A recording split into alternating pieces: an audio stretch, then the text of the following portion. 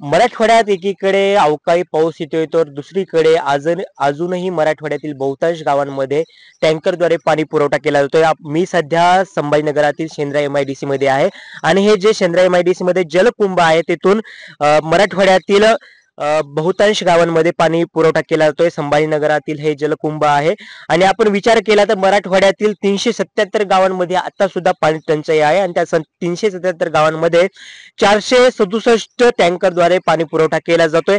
म्हणजे एकीकडे पाऊस असून सुद्धा दुसरीकडे गावांमध्ये टँकरद्वारे पाणी पुरवठा केला जातोय, जेणेकरून जे तेथील जी पाणी टंचाई आहे ती दूर व्हावी। आपण पाहू शकतो की मोठ्या प्रमाणात इथे टँकरच्या रांगा पाहायला मिळत आहेत आणि या टँकरच्या रांगा अर्धा ते 1 किलोमीटर दूर आहेत आणि या जलकुंभातून ह्या टँकर दररोज खेपा करून पाणी पुरवठा करत असतात। जिल्ह्याभराची जी तहान आहे ती भागवत असतात आणि गावोगावी जाऊन ते या टँकरद्वारे पाणी पुरवठा करत असतात। आपल्या सोबत काही इथे ड्रायव्हर आहेत जे पाणी पुरवठा करतायत। किती गावांमध्ये तुम्ही जाताय आणि कोणत्या गावांमध्ये तुम्ही पाणी पोहोचवताय? सध्या तालुक्यामध्ये चालू आहे। किती किती टँकर आहे तिथे? टँकर साधारणतः 35-40च्या दरम्यान, आता मोजले नाही ना कोणी, समजा कोण मोजते। म्हणजे तुम्ही जेव्हा त्या गावांमध्ये जाताय, एकीकडे पाऊस सुरू आहे तर दुसरीकडे टँकरने पाणी पुरवठा करावा लागतो, तर काय परिस्थिती असते तिथे गेल्यानंतर? गेल्यानंतर परिस्थिती म्हणजे अशी अजून का टँकर जर नाही गेला तर स्वयंपाक सुद्धा होणार नाही अशी परिस्थिती पाण्याची। कारण पाऊस झाला म्हणजे कसं फक्त वातावरण तयार झालेलं, पाण्यासारखा पाऊस नाही ना अजून, कुठे पाणी नाही साचलं किंवा वडे नाले वाहिले नाही, काही नाही असं। इथून किती गावांना पाणी पुरवठा केला जातोय? इथून 40-45 गावांना असं। किती खेपा होतात तुमच्या? एका गाडीला 2 खेपा असतात। सकाळी किती वाजल्यापासून यावं लागतं इथे? इथे 4 4 वाजल्यापासून इथे पॉइंट हो चालू होतो। रात्री किती वाजेपर्यंत? जोपर्यंत खेपा होत नाही तोपर्यंत सगळ्यांच्या। हो, आपण पाहू शकतो की इथून सकाळी 4 वाजल्यापासून ह्या टँकरच्या रांगा लागलेल्या असतात आणि आपल्या खेपा पूर्ण होण्यासाठी इथे ड्रायव्हर आपले जे टँकर आहेत ते उभे करून थांबलेले असतात। माझ्या पाठीमागे आपण पाहू शकता की ही जी टँकरची रांग आहे ती खरंच विचार करण्यासारखी आहे, कारण की एकीकडे मुसळधार पाऊस येतोय मराठवाड्यात तर दुसरीकडे 377 गावांमध्ये आताही पाणी टंचाई आहे आणि या पाणी टंचाई दूर होण्यासाठी मोठ्या प्रमाणात टँकरने इथे पाणी पुरवठा केला जातोय। या 3 महिन्यापासून पाण्याचे टँकर 2 टँक चालू आहे। समस्या कशी होती नेमकं? पाणीच नव्हतं, वापरायला पाणीच नव्हतं, प्यायला तरी पाणी समजा आरोचं होतं, डोळ्या झाडाला पाणी अजिबात हे नव्हतं, विकत घ्यायला लागलं। काही टायमाला सरकारी टँकर चालू झाले एप्रिल पासून। किती वेळेस टँकर येतात? दोन टाइम।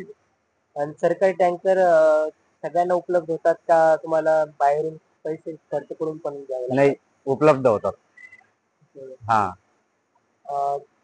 काय जलवाहिनी आहे का प्रशासनाची? आहे ना, सरकारी विहीर पण आहे गावाला, सरकारी विहीर आहे आजूबाजूला, हे खेडे। किती दिवसांनी पाणी सुटतं नळाला?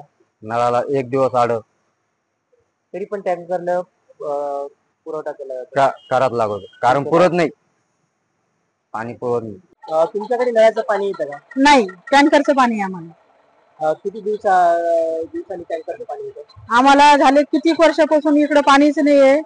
हनुमान टेकडी परिसर या पाडशिंगपुरा, आम्हाला टँकरचं पाणीच विकत घ्यावं लागतं। किती दिवसांनी टँकर विकत घ्यावं लागतं? आम्हाला महिन्याचे 2-3 टँकर लागतात। त्याचा खर्च किती येतो नेमका? 5 ते 6 हजार, कधी कमी कधी जास्त, पण शक्यतो जास्तच पाणी लागतं आम्हाला, जास्तच खर्च आहे। पाण्याचा महिन्याचा खर्च तुमचा 5-6 हजार? 5-6 हजार आहे। पिण्याचं पाणी? पिण्याचं बी 30 ला भेटायचं जार, आता 50-60 ला केलेला आहे, तरी पण पाणी दारवाले पाणी देत नाही आम्हाला। पण तुम्ही विचारलं नाही कधी कोणाला कधी येणार आहेत? हो विचारलं ना, ते म्हणते येते करते, नुसती पाईपलाईन टाकलेली आहे, बस नुसती कोरडी पाईपलाईन टाकलेली आहे, त्याला काहीच केले नाही। येणार, ह्या वर्षी येणार, त्या वर्षी येणार, एवढं चालू। महानगरपालिकेचं टँकर इथं पोहोचत नाही का?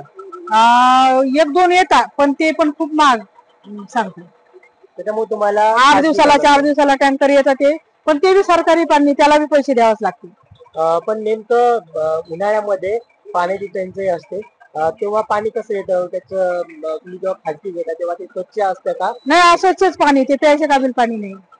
आंघोळीला पण खारं येतं, त्यानं खाज येते आमच्या अंगाला.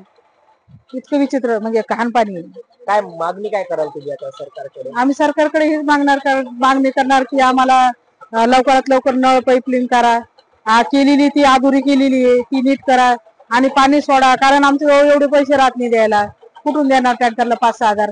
कमावणारे 1-2 जणी असले तर अर्धे पैसे त्या टँकर मध्येच घालावं लागते, त्या पाण्यामध्ये पाण्यावाल्याला द्यावं लागते. खरंच हे वास्तव्य चित्र कुठेतरी बदलायला हवं आणि मराठवाड्याची जी तहान आहे ती भागवण्यासाठी प्रशासनाने आणि शासनाने आता या पावसाळ्यामध्ये तरी काही नियोजन करायला हवं हेही म्हणता येईल.